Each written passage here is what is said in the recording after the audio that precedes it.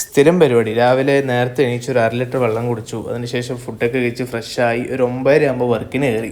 Saturday ആയതുകൊണ്ട് തന്നെ ഇന്ന് കുറച്ച് നല്ല വർക്ക് ഉണ്ടായിരുന്നു. അതിനുശേഷം വർക്കൊക്കെ കംപ്ലീറ്റ് ചെയ്ത് ഫുഡൊക്കെ അടിച്ച് ഒരു 1/2 മണിക്കൂർ കിടന്നുറങ്ങി.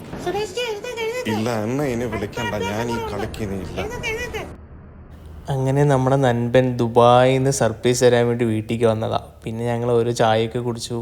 പിന്നെ വീട്ടിൽ ചെറിയൊരു പച്ചക്കറി തോട്ടമുണ്ട്. പിന്നെ അവിടെ കുറേ പച്ചക്കറി കാര്യങ്ങളൊക്കെ ഉണ്ടായിരുന്നു. കുറച്ച് വെണ്ടയ്ക്കയും അതേപോലെ കുറച്ച് ലീവ്സും മത്തനും കാര്യങ്ങളൊക്കെ ഉണ്ടായിരുന്നു. പിന്നെ അത് ഞാനും ഉമ്മയും കൂടി അതൊക്കെ വലിച്ച്